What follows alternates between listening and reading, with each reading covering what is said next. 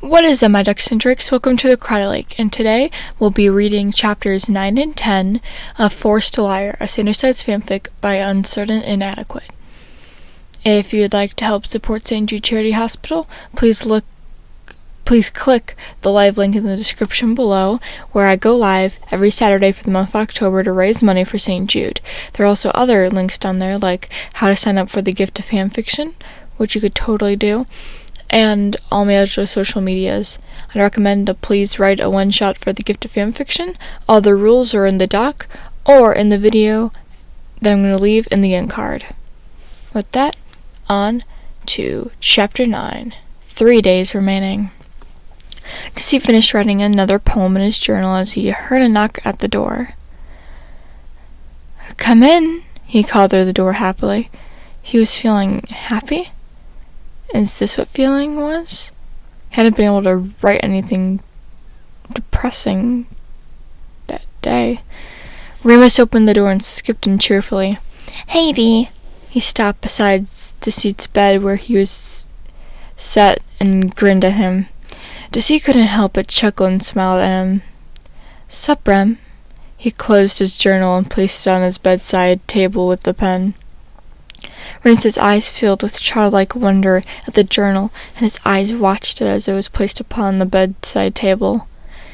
"Ooh, what's that?" "It's nothing to worry about, Remus." Deceit smiled at the insane side in front of him. "Can I see what's inside?" Remus asked hopefully. "No, I'd rather you didn't," Deceit answered quickly. God knows what might happen if Remus sees inside that book. He might make fun of him or tell the other sides. All of them would make fun of him then. It'd make his life worse than hell. Life was already hell. "Aww," Remus mumbled with a frown before smiling at Deceit again. "Okay."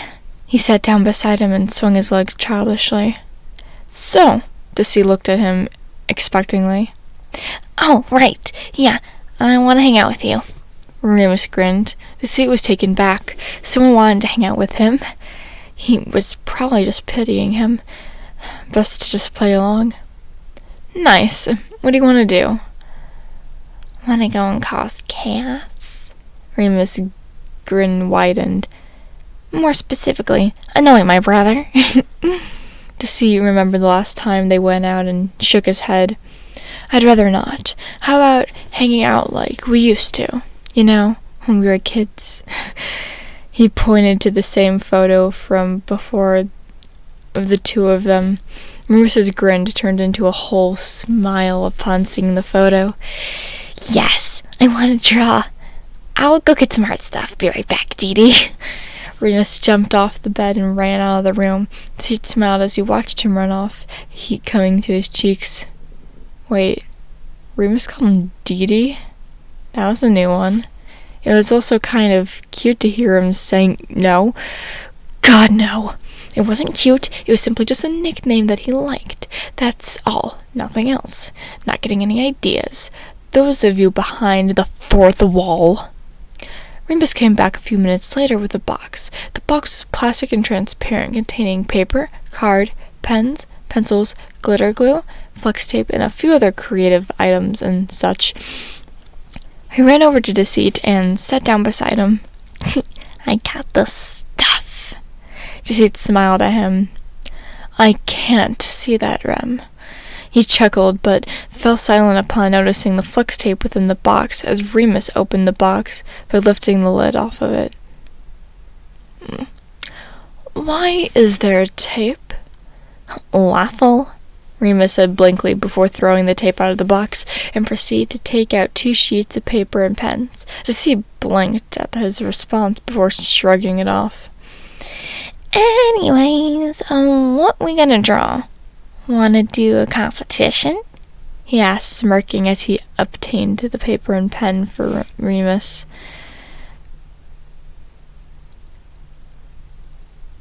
Remus nodded frantically. Yes, yes, yes, yes!" He grinned widely. "Although I'm clearly gonna win."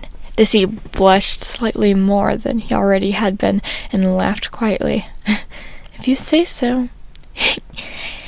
We're going to be drawing the boogeyman, but make sure to include the tentacles. Remus giggled and already began to draw. No. Deceit whined dramatically before laughing and beginning to draw while smiling. Yes! Remus continued to giggle as he focused on his drawing, his tongue hanging out slightly. Deceit glanced to him and blushed more before attempting to focus on his drawing, his strange creation. He was enjoying himself for once. If this happened more often, then maybe he'd get better. He'd have to wait and see. So, what do I have to do for losing? Deceit asked, looking at the male standing in front of him. Remus thought for a moment. He gasped as he got an idea. Close your eyes, I have an idea. Okay. Deceit did as he was told, closing his eyes.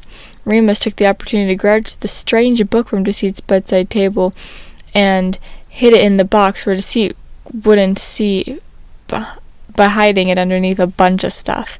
After he made sure there was no way of Deceit seeing it, he took out a green piece of paper card and some scissors. He placed them on Deceit's lap and sat down in front of Deceit's floor.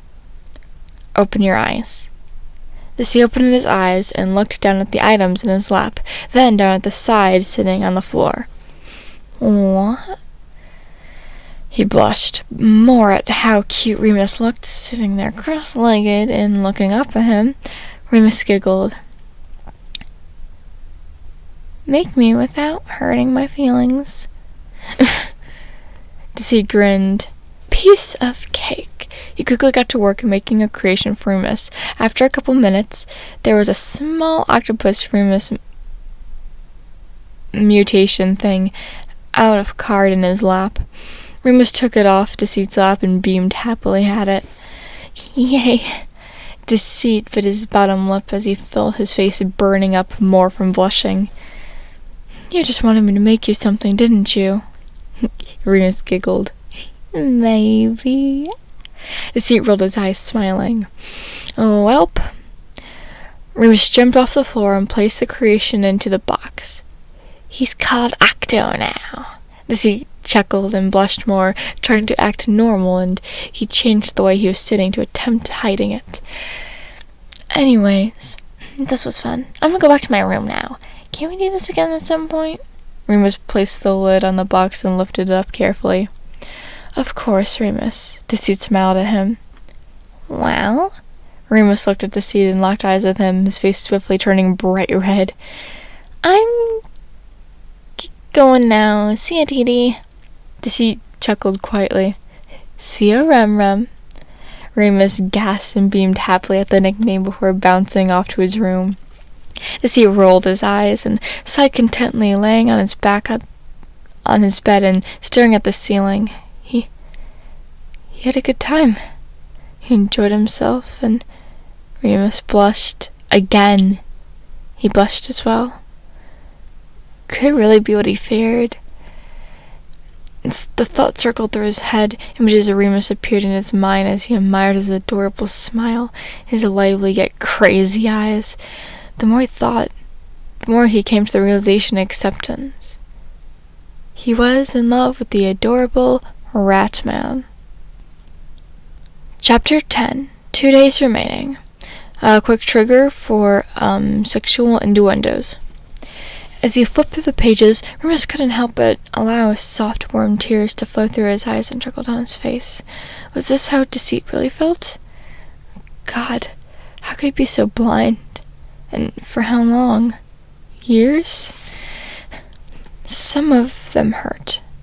Not that they were offensive towards him, but they made him feel horrible.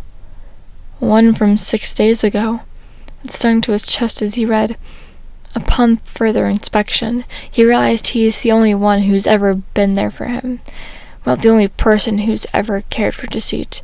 Everyone else has done such horrible things to him. More tears fell from Remus's eyes until it became a crying mess. Deceit didn't deserve any of this. He deserved the complete opposite. He was so amazing. He's never harmed anyone. Remus himself had, however. And even then, he was never treated like this. He was accepted almost instantly. He forced himself to momentarily stop reading to calm himself down. He took a breather, recomposed himself, and turned the page to reveal the latest 2 poems in the book. He quickly read over the words, and his eyes widened. These weren't depressing, or anything that was too negative. Not to mention they were both regarding an emotion all familiar to Remus. Love. Could Deceit possibly let him back? He certainly hoped so. Regardless of these 2, not happy but more pleasant ones, Deceit was still depressed. He needed to help him. But how could he? He wasn't an expert on these kind of things. He didn't know how to make someone happy. Any attempt he made on helping Deceit would probably backfire. What good was he? Remus's thoughts were interrupted by a knock at the door. He quickly closed the book and wiped his tears, taking a deep breath. "Come in," he called as he were fine. Virgil entered the room and to the door and stood in the middle of the room. Hey, Roman wants you to meet him in the imagination." "Ooh, is brother going to tell me all about how he finally gave it to you?" Remus smirked, moving his book to the side and standing up. Virgil's face flashed red. "Remus, what?" "You don't do anything of that sort." Virgil's blush was still growing. "Sure, he didn't. Your action tells me more otherwise, Emo." Remus laughed quietly. "Just go meet him. I'm leaving." Virgil turned to leave his room, but Remus' whine made him stop. "But I'm having so much fun," Remus whined at him. Virgil turned around and glared at him. "Fuck off."